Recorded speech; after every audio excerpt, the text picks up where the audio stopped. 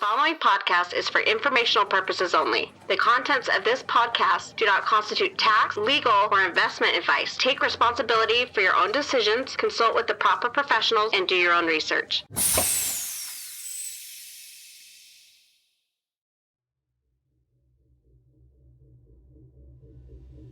This is a relatively new paradigm that we're working in, right? There's no, I often when I'm talking to others about this, I talk about the fact that there's no HR function to sort of glue everything together, right? It's on all of us to help make that sort of thing happen, GRTiQ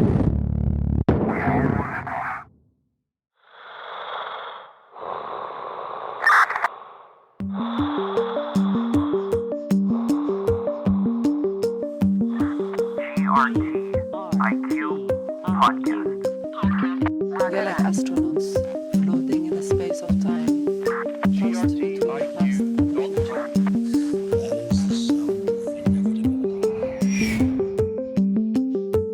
Welcome to the GRTiQ podcast. Today I'm speaking with Jim Cousins and Gary Morris. Jim and Gary are both members of the Graph Council and are well-respected voices not only in the indexer community, but the graph ecosystem at large. Both Jim and Gary have been featured on the podcast before and are familiar voices within the community. In addition to being members of the Graph Council, Jim operates his own indexer operation called WaveFive, and Gary also operates his own indexer operation, 0xFury, while also working on the staking facilities team. I wanted to have both Jim and Gary back onto the podcast to discuss some timely topics related to things like the state of the indexer community at the Graph, how the indexer community is working alongside StreamingFast and Figment, and a host of other important topics, including their opinions on the recent community discussions surrounding keeping stake decentralized.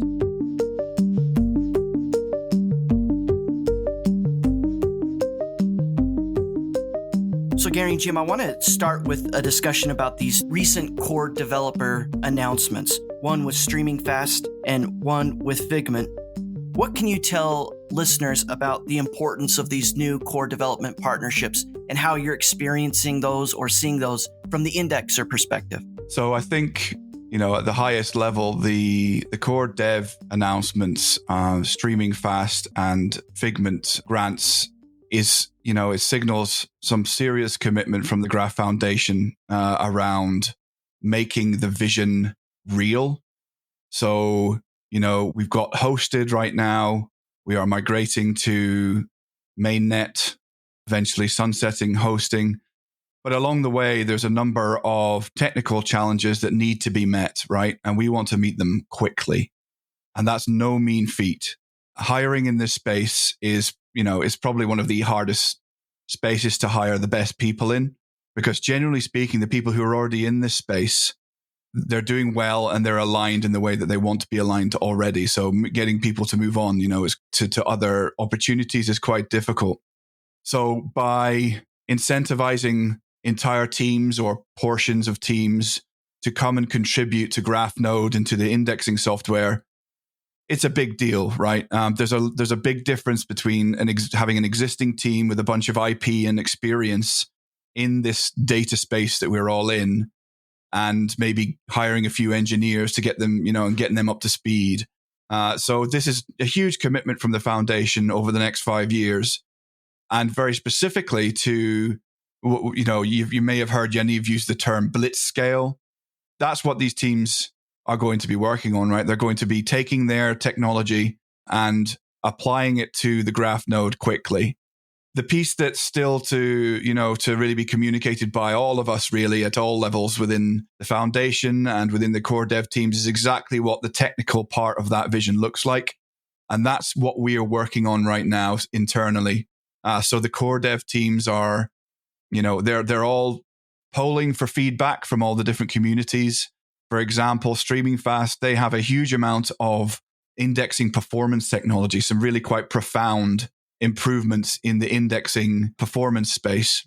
And they're essentially putting their what we call RFCs or requests for comments out onto the forum. So this is like a pre-proposal is usually the term we use in the forums. They're putting them out onto the forums, showing us what it is that they have today and where they want to go and how they want to integrate these new tools and intellectual property into the graph software stack.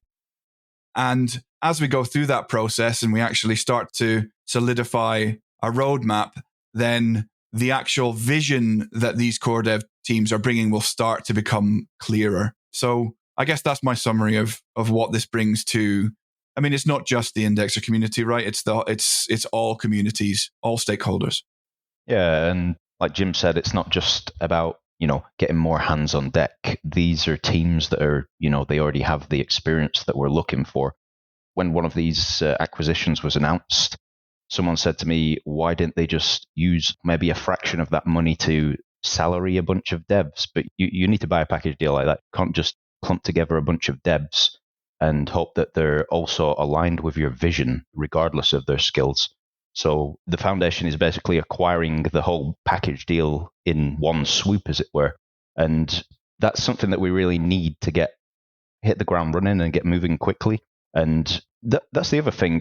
If the foundation didn't look to acquire this talent, this could have presented extra competition, or they could have even been acquired by, potential competitors of what we're trying to build here. So it's not just the onboarding of those that have the skills, talent, experience, and the alignment with us, but it's also basically, from a business development perspective, it's cutting away the potential for competition to basically take our milkshake, as it were. And Jim, this was something that really hit me in Indexer office hours that you did with Figment. And I posted it on Twitter and a lot of people responded. And it was this interesting perspective that, Figment is a very large enterprise. It's doing a lot of cool things on like 35 different proof of stake networks. And so the team there, their capabilities, it runs very deep. And yet they kind of, it seems, pushed aside their own interests and partnered with the graph because of this vision for Web3. Was that something you picked up on too? Yeah, we were lucky to have Andy Cronk, the chief product officer from Figment, on that office hour session. And Andy was very pragmatic about, his viewpoint on the grant and Figment's existing their existing services, profit-making services, and how all of these services that are Figment independent services, with existing revenue streams, they're essentially sacrificing those revenue streams in order to bring them over to the graph, which obviously is not just a matter of flicking a switch. There's a lot of work to be done. So it really goes to show that at the foundation, obviously, we think a lot about competition and things like that, but that's the exact same thing that, these potential competitors are also thinking about. Andy told a very good narrative around, how they assessed where they could have gone in terms of being a competitor, just continuing, what they've currently got going in terms of their data hub product, or joining a much bigger ecosystem, right? And I think this, we sometimes use this term community M&A. What it really means to me is not really about a financial M&A or a equity M&A, but it's about a alignment, right? And a community M&A, right? So, and maybe even an end customer M&A. So you're potentially delivering the same service, but you're now part of a much bigger ecosystem, and you're sharing your technology, and you're also seeing the benefit of technology shared by other core dev teams. So yeah, I very much saw that communicated very well by Andy in the office hours, and it was a topic of discussion when the due diligence was being done as well, obviously. Well, I want to talk a little bit about this commitment to decentralization, because it seems like if you go to the most common denominator between the shared vision and what people are trying to accomplish in this space, it's this process towards decentralization. And I want to take a minute, and it's a little bit educational, Indexer 101, but for listeners that don't appreciate or understand how indexers at the graph enable decentralization, Gary, would you take a minute and just kind of describe in a way that a non-technical person can understand how it is that the graph is enabling decentralization? Yeah, so basically for a number of years now, I believe, the graph has been running their hosted service, and we're basically forging a path towards moving all of the traffic and end users, as it were, projects onto the mainnet decentralized service. And this is run, obviously, as most listeners probably know, by all the indexers at the graph. And there's many upsides of decentralizations, whether you talk about, redundancy, lowered risks for certain attacks, sort of trying to paint the two pictures, right? So the hosted service, centralized, the mainnet, where indexers deliver content, decentralized to a degree, right? So the hosted service is essentially a giant indexer. So if we just think of it as a single indexer right now on its own, delivering queries, it has the indexer stack. It has something called the graph node, which is responsible for doing the indexing. That graph node is connected to, let's just assume it's just Ethereum for now.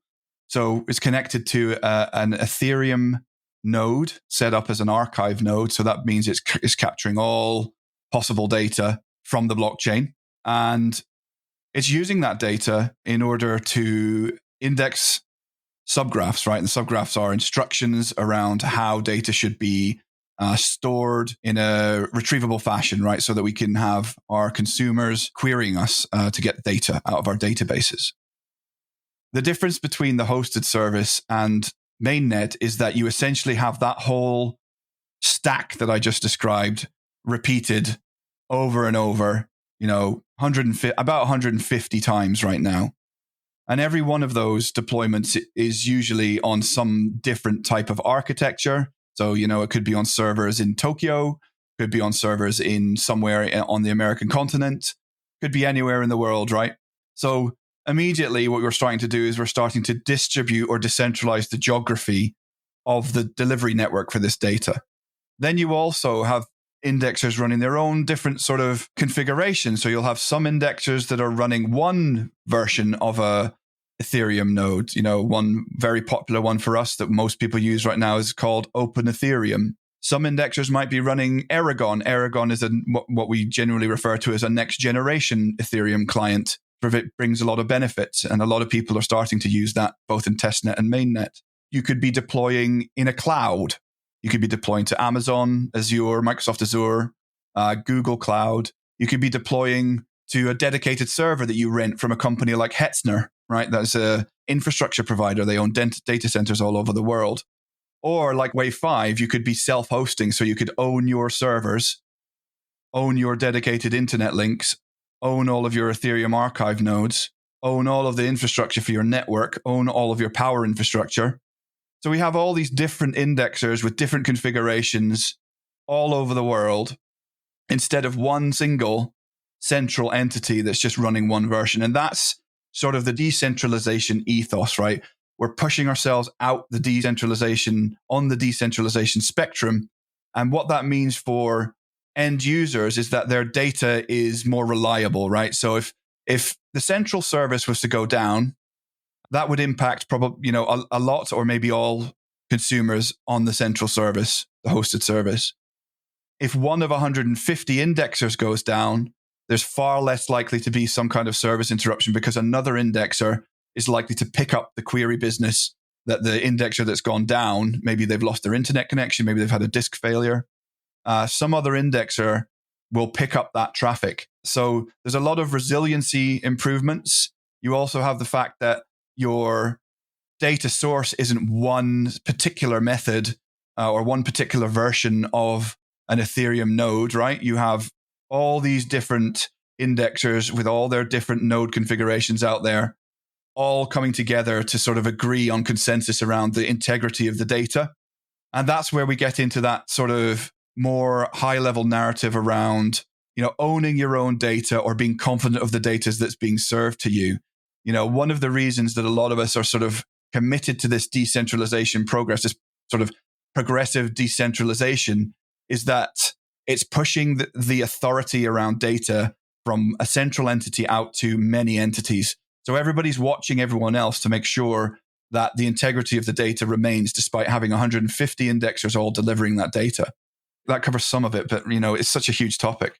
Gary, as a follow-up to that, then, how would you describe, given the mechanism that Jim just outlined, how then, with this distributed, decentralized system, are queries made to one indexer and not the other? If they're all backing each other up, and your indexer's running and Jim's is, and you're serving these queries, how come you get the query fee and Jim doesn't in that scenario? Well, it's funny because that's determined by the gateways, which are actually currently, a slight aspect of centralization in themselves. Indexers are though, we're basically just one element in the big picture of the graph as far as decentralization goes.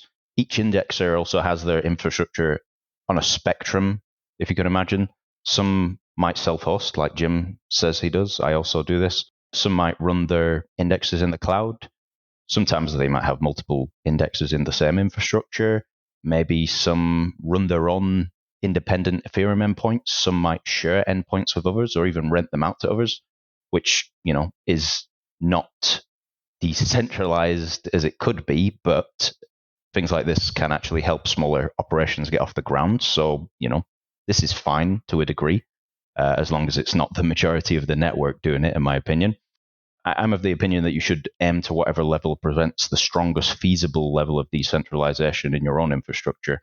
And the sum of that is pretty much always going to be preferable to the monolithic hosted service. And we've already seen, downtime happening on the hosted service. It's unavoidable.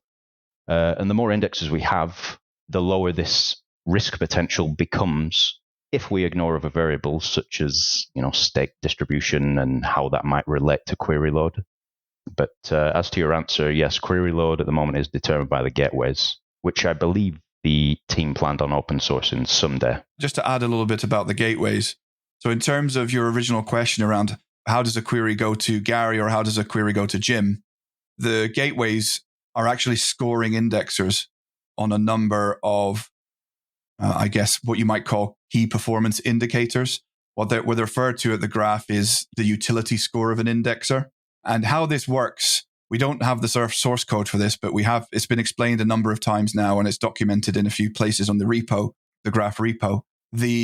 Certain things are taken into consideration, such as your latency to the gateways, your data freshness. So, have you managed to sync a specific subgraph all the way to the chain head, so to the very latest block on the network?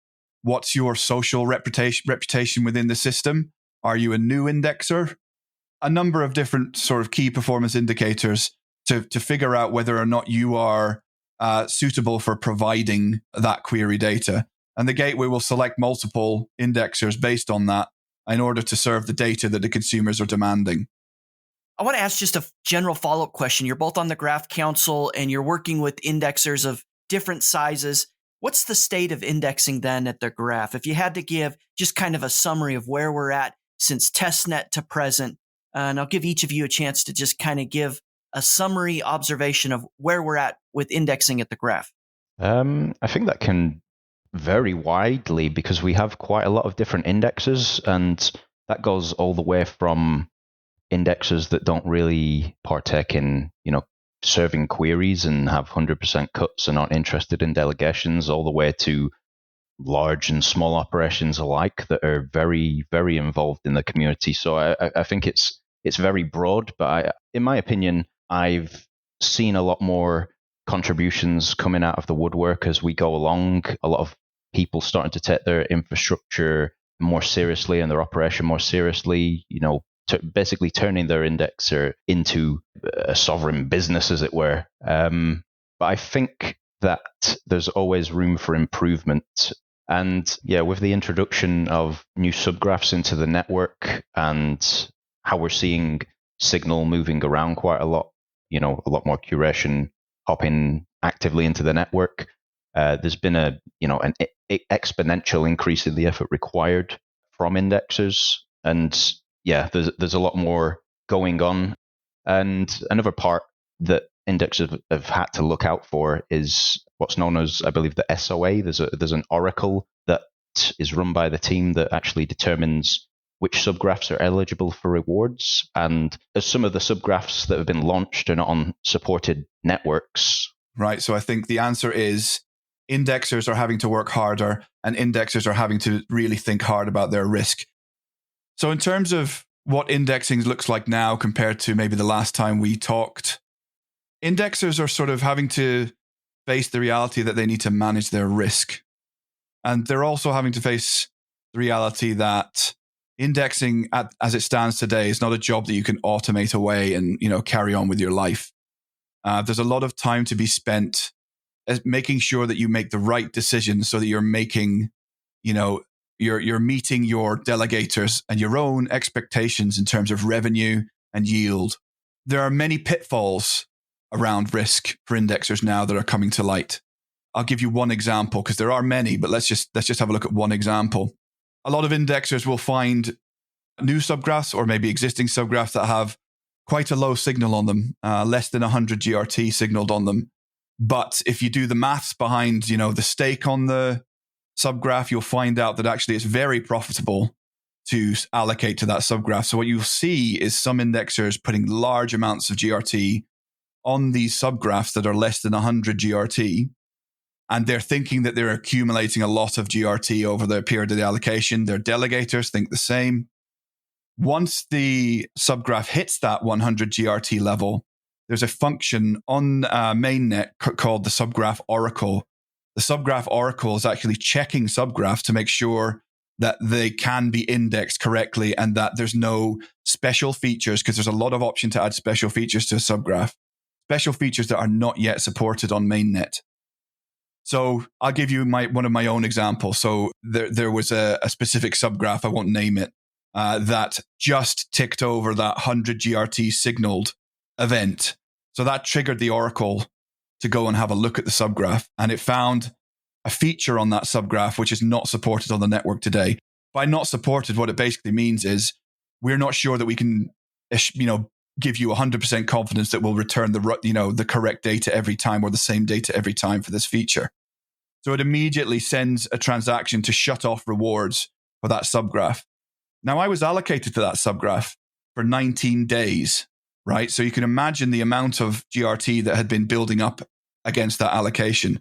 And because the Oracle had closed that, had closed off the feature of staking rewards for that subgraph, I had to sacrifice all those rewards. There was no way for me to get them. So that's just one example of many risks that indexers are now facing. It's a sort of reality check, right? And a lot of us were already warning back before migration started that, this path of, birthing the network, it's not going to be easy.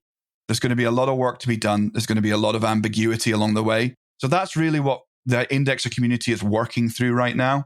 We're working through the ambiguity of all these different types of events that can happen. We're working through the ambiguity of curation signal not really being a reflection of whether a subgraph is worth indexing. We're starting new initiatives around a lot of these problems so that we can address them going onwards, so they're no longer like this issue of should I do A or should I do B for an indexer. There's a lot going on in the indexer community. Yeah, there's been a lot more for indexers to do and pay attention to, especially with the introduction of curation, from what I've seen, because with the introduction of curation to the masses, there's been a lot more subgraphs entering the mainnet. And since the majority of revenues for indexers and their delegators comes from rewards, indexers need to pay attention to signal versus allocation totals per subgraph. But you also need to consider, the return against allocation fees, as in gas costs. And even then, there's a lot more to consider, such as the SOA, which Jim just spoke on. Add to that some subgraphs might fail, and some people think that the arbitration rules aren't entirely clear over what to do in instances like this. There's just a lot more to do, a lot more to consider. But thankfully, the way we've seen this play out, from my observation at least, is a higher engagement of many indexers in the community. And, more activity on the network, not just from indexers, but from other stakeholders. There's been, a great curator community that was born from basically some teething issues when that came around. As far as indexers go, though, and our community, I think that the way things are going, these are the first steps where people who are really paying attention will start to rise above. A little bit of wheat from the chaff is going to play out from this, I think. I want to talk more about curation and what your observations have been with the launch of curation. Before I do, though, I want to ask a couple follow-up questions about the state of indexers at the graph. The first question is about the total number of indexers. Do either of you expect, or did you anticipate, more indexers coming to the graph? Or at the time of the recording, we're at 158 total indexers, I believe. Is that kind of the magic number that you plan to see persist? I don't think there is a magic number. Something that we've, thought about and we've debated a number of times now in the early days was this sort of requirement to have 100,000 GRT in order to start an indexer. And there's a good reason why that number is so high, right? This is not like your typical everyday garden variety proof of stake network where you go to the repo, read how to deploy the node, open some ports, and away you go. You're validating transactions and you're taking delegations, etc. It's far more complex than that. And that's why there's such a capital requirement to get you started as an indexer. Now, I think it's important in the early days to have that sort of close-knit community, smaller community of indexers that can, really work together. But there comes a point, right, where, I'm in a relations position at the graph. So part of my job is to know the indexers and to talk to the indexers. Who's the human behind the name, right? There's going to come a time when I can't do that anymore. And it's something we're thinking about quite a bit in the foundation now is how do we grow the indexer base, both through initiatives and through technology. But as we're in this sort of, I keep calling it the birthing phase because I really want to try and delineate this phase we're in now from like a growth phase, right? We're in the birthing phase where it's very chaotic. That's the time when you want to have the folks who have got the real skin in the game and are not going to disappear because things get a little bit harder, right? Once we can get over that and we have a good bit of the ambiguity behind us, I think that's the time when you want to start really pushing to grow the indexer community via multiple means. Maybe you've standardized the software and it's very easy to deploy an indexer now. So maybe you could consider dropping the initial stake requirement. Maybe, Ethereum nodes are much easier to deploy. You don't need 8 terabytes like you do today with an open Ethereum node. You maybe need 1.5 with an Aragon node. That's maybe another reason to consider making it less of a capital intensive requirement to join the network. But the reality also is that at this point where we're skewed towards the staking rewards, right? We don't have huge amounts of query business yet, right? We're building to get there. In that situation, it's very difficult for someone with a small stake, even 100,000 GRT, to be to make a big impact on the network and still make a return. To give you an example, the small indexers that I talk to that have maybe just started on the network, they're looking at allocating to only one subgraph, right? Because if they allocate to any more than one subgraph every month, they immediately lose all of their profit via Ethereum transaction fees, right? So really now is not the time, in my opinion, to be concerned about the number of indexers. If we had a serious sort of drop in those numbers, yes, I would be concerned. But the growth phase, I think, for indexers will correlate with the growth phase in the fees. So as we start to steer our strategies as indexers from optimizing for indexing rewards to optimizing for indexing rewards and query fees, that's the time when we can start to think about bringing a lot more indexers into the space. And there's loads of cool stuff going on right now, chats around, the things that the new core dev teams are bringing and how their new technologies make it a lot easier for, new people to start an indexing business. It's not just about indexer quantity, but more so quality. There's plenty of indexers who don't participate in the community. They set their cuts to 100%, etc. I won't really call these a net positive for the network, but this is something you see on basically any network. There's often, lazy nodes, as it were, that are just there to take a share of the revenue via proof of stake or however. But due to the dynamics of the graph, and the fact it's basically a competitive marketplace between indexers, it means that those who put in the effort can get ahead. I'd like to see this dynamic play out quicker than it is, as I've already seen some of those with lower stakes, but, fairly high interest and engagement leave the network because they feel that there's not enough advantage in being an indexer when they have such a low stake amount, so they turn to delegation. But I think we've got a great core of really engaged indexers. So I'm not too worried about the timelines over this because I see it as more of a natural and unavoidable outcome anyway. The GRTiQ podcast is made possible by a generous grant from the Graph Foundation. The Graph Grants program provides support for protocol infrastructure, tooling, dApps, subgraphs, and community building efforts. Learn more at thegraph.foundation. That's thegraph.foundation.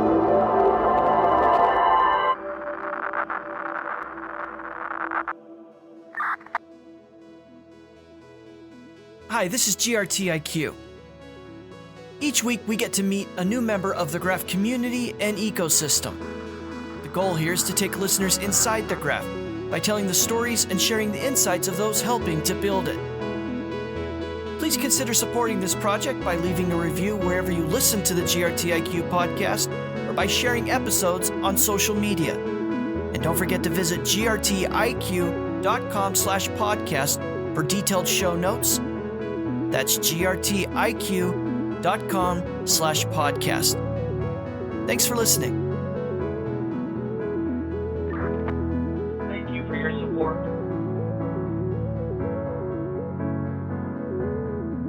What about this topic of decentralizing stake? Are either of you concerned about the Graph's ability to keep stake decentralized?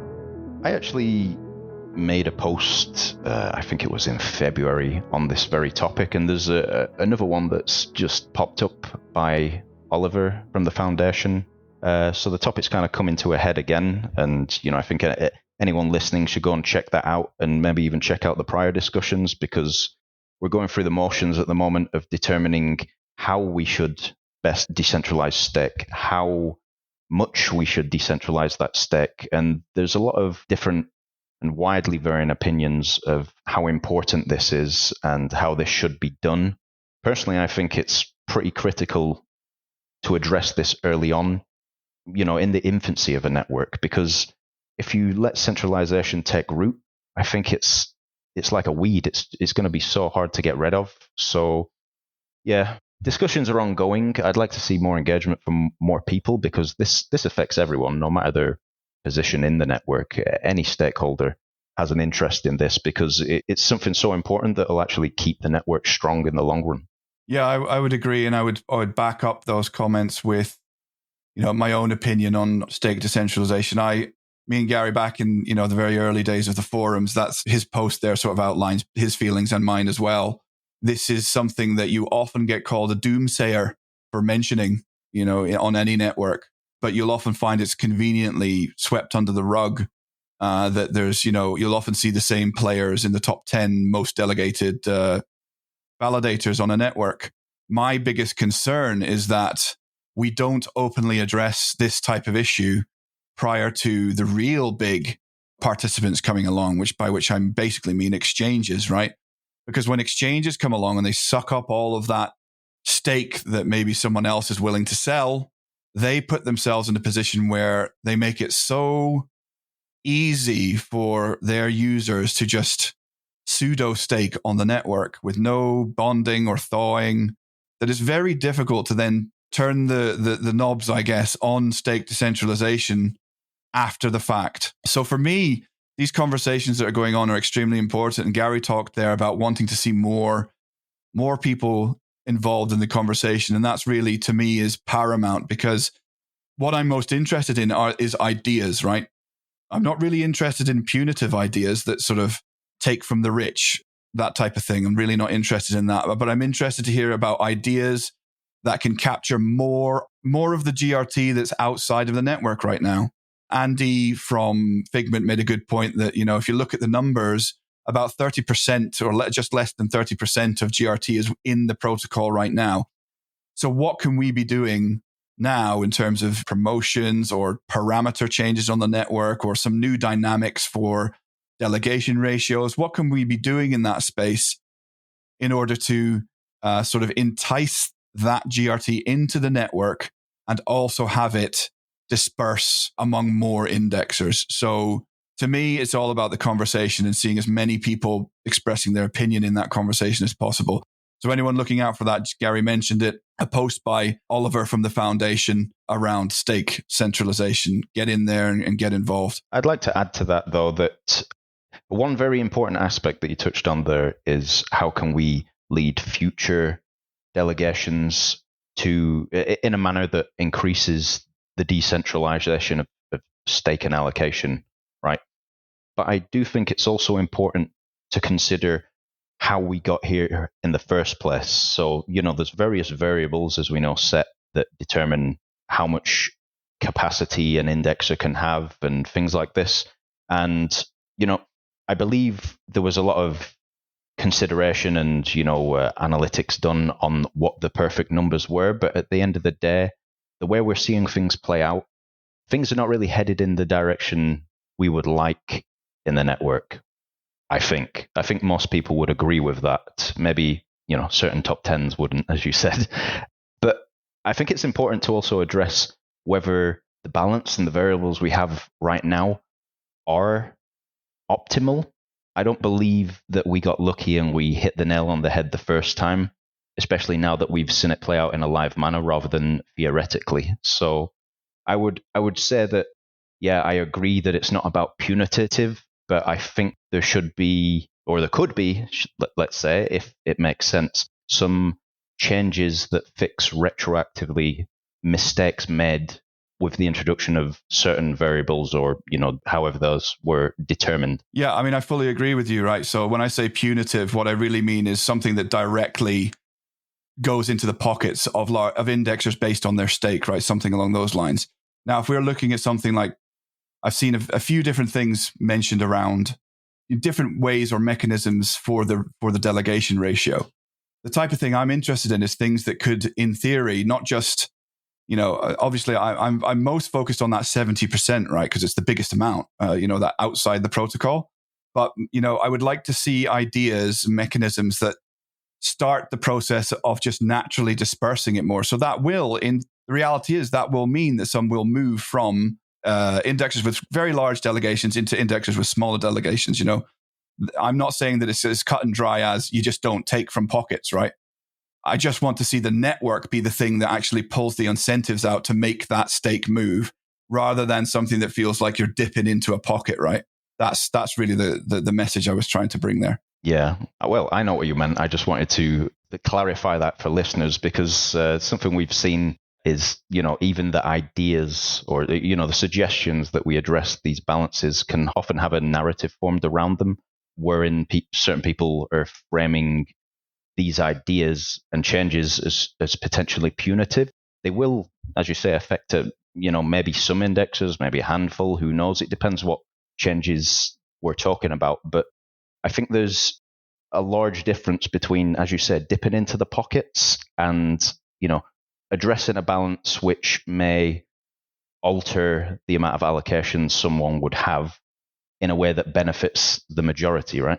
Yeah. Yeah, I mean, we're on the same page on this. There's no doubt about it. And it's just a good conversation. And again, it comes back to this, the thing I'd like to see around participation in these conversations. So if you look at sort of the list of people who've commented on that so far, they're all like either big validators or they're thought leaders within the community. We need more participation. We need more ideas. We need small indexers chiming in. We need middle-sized indexers chiming in. We need to hear the whole gamut, right? I understand that, some of the big validators feel a little bit under the microscope. They maybe feel threatened. So I understand some of the responses. But I also agree there is some hyperbole in that discussion. But I guess that's just par for the course, right? We just need to be able to keep talking about it and not get too tied up. Yeah, exactly. I think we need to, just aim to stay on topic and think of a solution if one's needed, which, I feel there is. Well, I appreciate you two doing such a great job deconstructing not only that topic, but proposing some ways that the right ideas might rise to the top to address it in a long-term fashion. Something else that recently cropped up that, to borrow from what Gary said there, kind of had its own narrative, was someone going around and closing allocations on indexers. And, I don't really understand how they did that or necessarily why they did that, but I think a lot of people noticed it and there was some discussion of it on Twitter. What do you all make of what happened? Well, basically, as an indexer, when you set an allocation, you're eligible for rewards from that allocation for 28 epochs, not to be confused with 28 days. It's not precisely the same. And once you're above that threshold, you no longer earn rewards. And from, can't recall now if it's the 29th or the 30th. I think it's when it's above 29. So the 30th epoch, could be wrong there though. A delegator can close an allocation on an indexer's behalf because, basically that the indexer is acting in a negligent manner and maybe the delegator wants to get their funds back. So yeah, somebody's been going around in recent weeks and finding allocations that have gone above this threshold for whatever reason, these indexes have been neglecting their allocations and just forcibly closing them.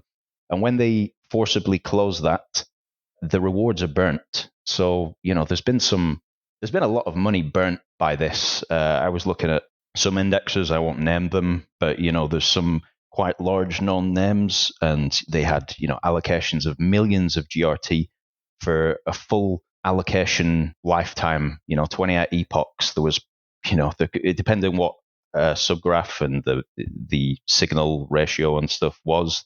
There could have been, 50,000 or 100,000 just burnt simply because the indexer wasn't paying enough attention to close their allocations. There's no benefit, I guess, for the delegator in this circumstance, but I think I would imagine that the reason someone is doing this is basically to punish indexers that aren't taking their role seriously. That's what I would imagine, because there's no monetary gain for the person closing on the indexer's behalf. So I think this was some kind of, I don't want to say Robin Hood move, but you could take it that way, because even those rewards were already allocated and then burnt, so it's not necessarily taking from them and giving away to others. I guess one effect it has is lessening the total supply of GRT, so every other stakeholder benefits. Yeah, it's like it's a punishment for that indexer, but it's a deflationary win for other indexers.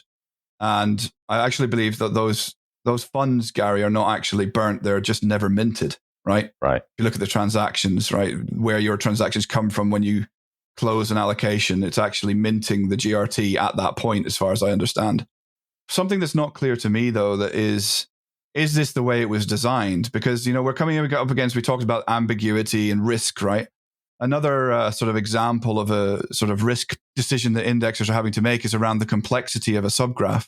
You may find sometimes as an indexer that you've allocated to a new subgraph, and then you go and do a little bit of maths to work out how fast it's syncing, and you come to the conclusion that it's actually going to take more than 28 days to sync. So in theory, you could still be syncing that subgraph, still continue to be an active indexer, but you haven't closed your allocation because you haven't synced it all the way to the chain head. And some vigilante comes along, delegates one GRT to you and closes your allocation for you and sacrifices all the rewards. To me, I don't feel like maybe that's quite what this mechanism was designed for. So that's not actually something I've asked Brandon at Edge and Node, but I'd like to maybe understand a bit more about what was the original thinking behind that functionality. Is it working as intended? Certainly isn't working as intended for good indexers that maybe made a bad decision on a complex subgraph. But I'll be honest, I do appreciate checks and balances that sort of keep indexers on their toes and make sure that they can't just run a passive operation forever and expect to benefit from it. Yeah, I guess this goes back to one of the other questions about the state of indexing. So this is yet another thing, I guess you would say, that indexers now have to be aware of, because before, as Jim said, if you allocate to a subgraph and then you realize it's super heavy, going to take quite a while to synchronize so that you can even close that allocation. Before now, you either needed to consider whether to bail out early by basically closing your allocation forcibly yourself and forfeiting any rewards thus far, or risk keeping it open and close later with the last good POI once you're finally in sync. I think now that it's clear that somebody or some people are paying attention to indexer activity in this manner, that second option is now off the table completely. It's just it's a whole new dynamic, just a spanner in the works for indexers, but I don't think it's a bad one, because as we touched on in a recent office hours, I feel like this is just all part of the puzzle that is the strategic decisions made by an indexer. There's so many considerations to make, and this is just another one of them. And as Jim said, this at least avoids rewarding those who run a passive operation or want to run past the max allocation length and still take rewards for that. Because at the end of the day, you're meant to be syncing this data so that you can serve queries. If you're not synced, you wouldn't be serving the freshest data. So should you be rewarded for that, especially if you go beyond the allocation length? That's debatable, in my opinion. So I want to piggyback on this discussion with this idea related to arbitration and disputes. And to be 100% honest, this isn't something I fully understand or grasp, but in addition to someone going around and kind of closing these allocations, can you help us understand how arbitrations and disputes might relate to these types of issues? So the subject of delegators closing an indexer's allocations with a 0x0 POI, although that's part of our previous discussion, the arbitration and the dispute piece is specifically around indexers' submitted POIs, right? So maybe we start off with what is a POI. POI stands for proof of indexing. So if you imagine that an indexer has indexed a bunch of data and they're going to get rewarded for it, then you need a mechanism that will allow the indexer to prove that they've actually indexed the data. And that's done by taking a number of essentially measurements, mathematical measurements of the data, and then hashing it with the indexer's address, right? That's a very rough explanation of what the POI is. These POIs are submitted on chain when an indexer settles their allocations. And there's this role within the network called fishermen. And fishermen are essentially surfing POIs. They're looking at the POIs that have been recorded on the chain, comparing them and seeing if maybe an indexer has delivered a bad POI. If they think the indexer has delivered a bad POI, they can then raise a dispute. A dispute costs them 10,000 GRT to raise, and essentially starts a process of arbitration where an arbiter who is a person, of which there are 3 on the network right now, part of a multi-sig wallet, the arbiter then assesses these disputed POIs, asks for a bunch of information from the indexer in question to see if there was a malicious POI generated, or if it was just simply an issue with the software or the node. They'll go into real detail around, the logs on the indexer's graph stack, basically, to try and figure that out. Now, if the indexer is found to have done something malicious, then they're going to get slashed. At the moment, the slashing for the indexer rewards, I believe, is 2.5% of self-stake. So as you can see, there's this playoff between the 10,000 GRT the disputer or the fisherman has to submit for a dispute and the amount of GRT they might be able to make if they are really confident that the POA they found is malicious. So what is it that delegators need to understand about arbitration and disputes? How does it apply to what they're doing or their role in the ecosystem? So the arbitration process is specifically about indexers and their behavior on the network. So from a delegator perspective, if I was I'm a delegator and I'm reviewing my indexers every month or whatever, what I would be doing is I'd be going and looking on the forums. There's a specific forum section for arbitration, and you will see these posts that start with GDR and then a number. And I believe that stands for Graph Dispute Resolution. So every time a dispute is raised on chain, one of the arbiters, there's 3 arbiters on the network, one of the arbiters will post one of these GDRs and request data from an indexer about, when the POI was submitted that has been disputed as malicious. What was your node doing? What was your graph node doing? What were you doing on your indexing stack? They'll try and work out if what happened was malicious or if it was just some kind of bug within the software. So as a delegator, you can actually go in and follow these conversations. And, very recently we've had some high energy GDRs, shall we say, where, some very strong, some strong signals have been documented that an indexer is potentially acting maliciously. So as a delegator, you can go into these discussions. You don't necessarily need to be able to follow all the detail of the logs. But if you read the post that other contributors, maybe the disputer themselves, is putting on that forum post, you'll be able to read about, potentially the behavior of that indexer. So I'd be looking out to see if my indexers appear within the arbitration section on the forum. And if they do, I'd be looking at how they react, how they respond, and what the eventual outcome of the dispute is. A dispute can go three ways. It can either go into a draw, which means that the disputer gets their 10,000 GRT back, which is what they have to use. They have to deposit in order to create a dispute. And the indexer doesn't lose any stake, right? They're not slashed. You can then have an arbiter vote in the indexer's favor, which would sort of be sending a signal that the disputer was wasting everybody's time. They would lose their 10,000 GRT that they submitted. The indexer would carry on and has seemed to have done nothing wrong. And then you can have it go the other way, which is the nuclear option, whereby it's deemed that whatever the indexer did was malicious. The disputer wins. They keep their 10,000 GRT, and then they also receive 2.5% of the indexer's self-stake, which is the slash, basically, as a reward, right? That's the reward for performing the fisherman role on the network. Yeah, as far as the dispute process goes, what I'd like to see happen soon is some precedents being set as far as outcomes go. Because so far we've just seen draws, and that may be the valid outcome. That's not up to me to decide. I won't comment on any particular cases, but the way it should work, in my understanding, is, say for instance, if a POI is valid, the fisherman's deposit should then be forfeit. This is the way I believe it was intended to be. That's yet to happen. Maybe that just wasn't the outcome of the cases so far. But if an action was malicious, then of course the indexer should be slashed.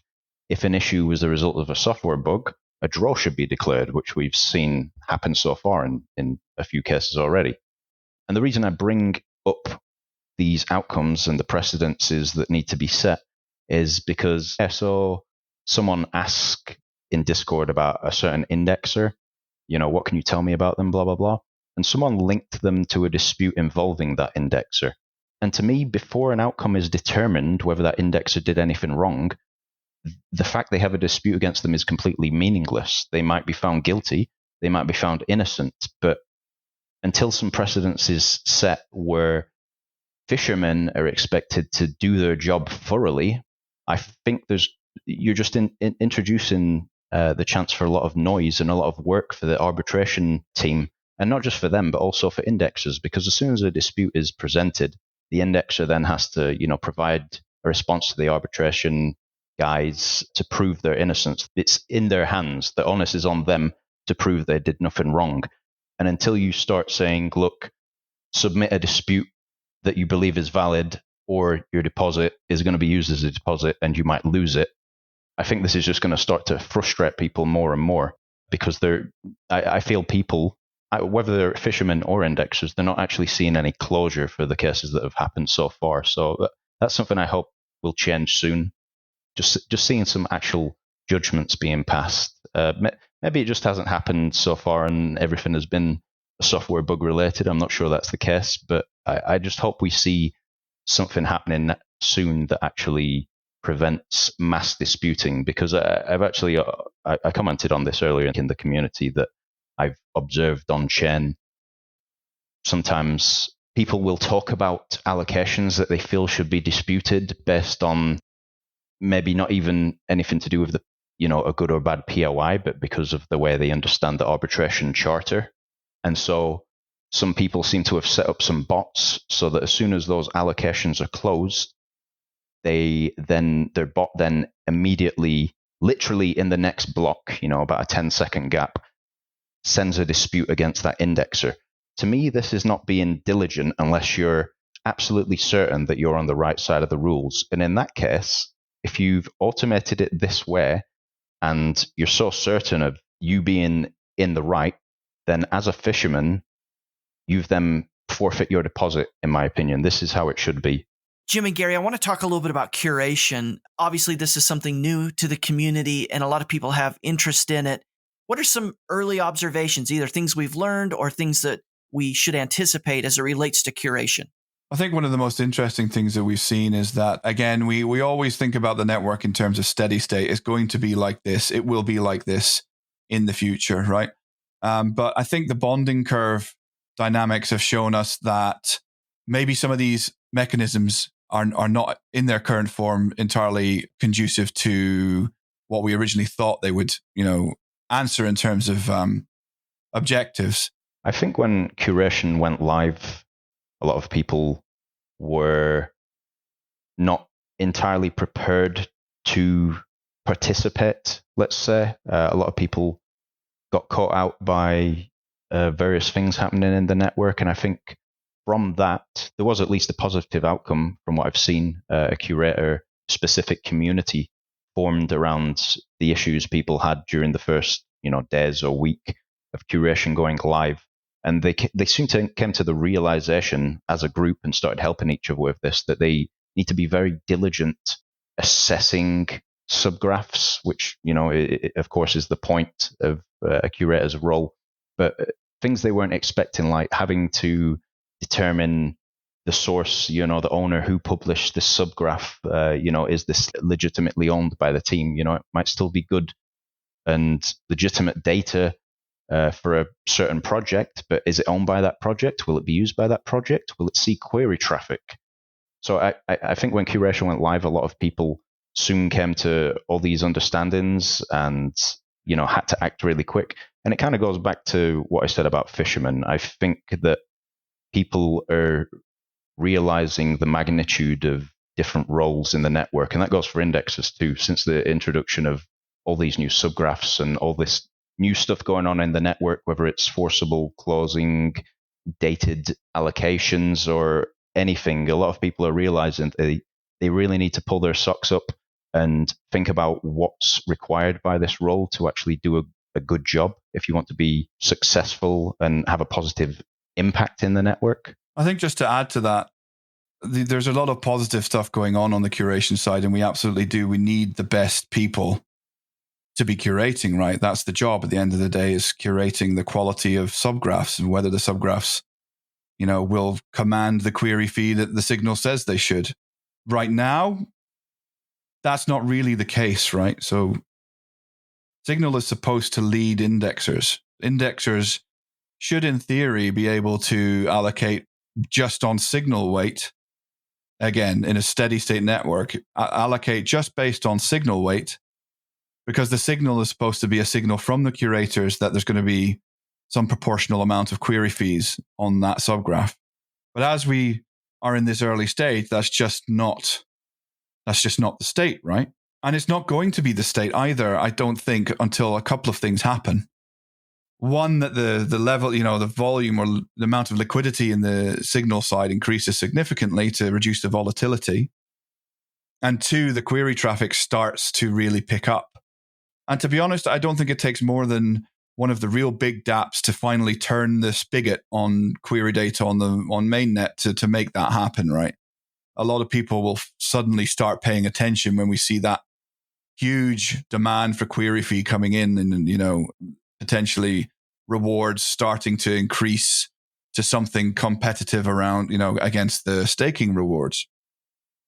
But also, there's other positive things happening on the sidelines. From the very moment that curation started, I started getting DMs from subgraph developers, and I started to see this new business model appearing that I hadn't even considered. If you imagine that a subgraph developer or a subgraph development shop that specializes just in doing subgraph maintenance aligns themselves on a new subgraph. So they take maybe one of the big dApps, a mega dApp, and they deploy their subgraph for them, and they're the first to signal against it. So they've aligned themselves immediately in terms of the signal they've put on the subgraph and the returns they'll get on that signal from the query fees. What I'm seeing is these individuals or these teams then going out to the big dApps and explaining what they've done and offering to maintain their subgraphs for them purely based on the alignment they've got out of the curation market. So it's no additional expense to those teams apart from paying for the queries themselves. They just work with these dev teams in order to have the subgraph maintained and upgraded when it needs to be upgraded via PRs and whatnot. That's, I think is inevitable, right? That's what's going to happen. But there are, one of the things we are seeing is that, yes, the bonding curve side of things is problematic, and there's a lot of talk about fixing that on the forums. But there's also small features that need to come in. Like, a really good example is we don't today have the ability to transfer ownership of a subgraph from one party to another. So this business model that I just described around, subgraph development and maintenance shops, that business model cannot work until that improvement goes in. And it's in the works now, right? So we will have potentially business models that are based purely off, aligning dev shops aligning themselves along the lines of the curation signal. So there's a real mix of stuff going on. But over the top of all of it, what I have noticed is that immediately we've seen thought leaders and leadership appear from people within the curator community. And that's a really positive thing to me. There's a number of names that come to light immediately when I think about people who are taking the lead. They're very responsible and diligent about their position. They're communicating with indexers. They're talking about the health of subgraphs. They're trying to do the right thing. So again, I think a lot of this comes down to communication and fixing these problems that we're seeing is all about getting involved on the forums and getting your ideas out there to see if anyone else, thinks those ideas might work. Well, I really appreciate both of your time today and providing some updates on the state of a lot of different things happening at the graph ecosystem. We talked about the new core development partnerships, the state of curation, and the state of indexing. So I think the last question I want to ask is in relationship to what we should look for next, important milestones as we continue in the evolution of the graph. What are you guys looking for? What would you encourage delegators to look for? I think, just from my sort of position where I sort of have a position working on relations at the foundation and on the council, something that I'm thinking about, and I know a lot of people at the foundation are thinking about, is transparency in the development process. So Martin in the foundation is championing something around this at the moment. There's this, in my opinion, there's this need for us. We've done very well. I think the founders and some of the leaders, Yaniv, Tegan, Eva, have done a very good job of sort of setting the culture and the ideologies maybe around what the graph is trying to achieve. But often after somebody's bought into that, they see the vision. Their next question is usually, how are we going to get there? Right? We've got these core dev teams now. They have some amazing technologies that they're bringing to the fore. So how do we get from this sort of, disjointed group of technologists into a homogeneous delivery machine, right? That's going to deliver a bunch of, improvements to the software. And I think that some of the initiatives that are going on in the foundation will help address some of that, such that, the core dev teams have all come to consensus on, what the roadmap might look like for the next, 6 to 12 months. So I think, whether you're a delegator or any other participant, stakeholder within the network, that's the type of thing I would be looking out for. We know where we want to go. We know how StreamingFast is going to improve the performance of indexing, which brings all kinds of second-tier effects to the network. We know that Figment are experts on many other networks, and they're going to be bringing accelerated multi-chain indexing to the network. But how do we get there? What does it really look like? And I think that's something that everybody should be looking out for in the near term. I imagine a lot of that will be communicated via the forums. If you look out for, there's an RFC in the forums from Alexander from StreamingFast, a really excellent piece of writing around StreamingFast's firehose technology, which is the key really to increasing the speed of indexing. That's the start of the process. Look out for more of that. There's more coming from Figment. And then I would also be looking out for increased transparency around what the core devs are doing and what the big picture looks like from a technical point of view. Well, to be honest, I think you summed that up quite well, because I was going to say that I think what's most interesting is going to be exactly what you just talked about, the introduction of these two new big core dev teams and how they fit into the big picture. Because for now, all we've had is the original graph team, now known as Edge and Node, as kind of the center of development and the thought leaders we kind of like look to for direction of the path to the vision, as it were.